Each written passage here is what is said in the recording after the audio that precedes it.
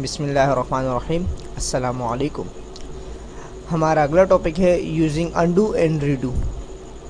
यानी undo redo क्या है कि मिटाए हुए अल्फाज को वापस लेकर आना और उसको दोबारा रीडू कर देना। आइए देखते हैं। सबसे पहले माइक्रोसॉफ्ट वर्ड को ओपन करते हैं। माइक्रोसॉफ्ट वर्ड को हमने ओपन किया। अब मैं यहाँ पे एक लफ्ज़ लिखता हूँ। हमने यहाँ पे एक लफ्ज़ लिखा।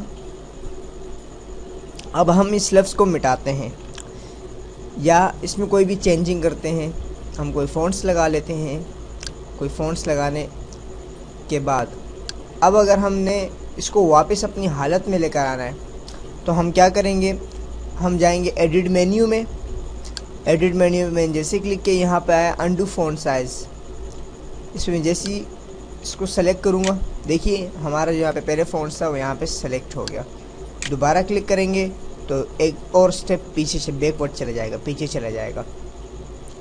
अब अंडू को अगर हम लोगों ने रीड्यू करना हुआ, अंडू को ही हमने रीड्यू करना हुआ तो कैसे करेंगे।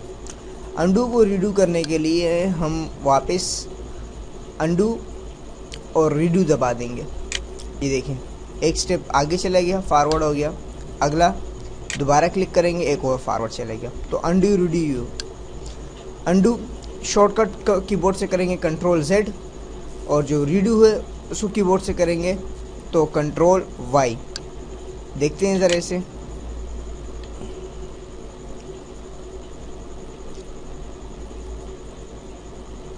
कीबोर्ड से हम दबाएंगे कंट्रोल Z, देखिए एक स्टेप पीछे चला गया। दोबारा दबाएंगे कंट्रोल Z, एक स्टेप और पीछे चला गया। इसी को हम कंट्रोल Y दबाएंगे, एक स्टेप फॉरवर्ड, कंट्रोल Y, एक स्टेप फॉरवर्ड। ये था कीबोर्ड से इसके शॉर्टकट। और अगर हम इसे स्टैंडर्ड टूल बार से करेंगे तो यहाँ से हमारे पास ये अंडू है और ये हमारे पास रीड्यू है। ये था हमारा ये टॉपिक। अगले टॉपिक में मिलते हैं। अल्लाह निगहबान।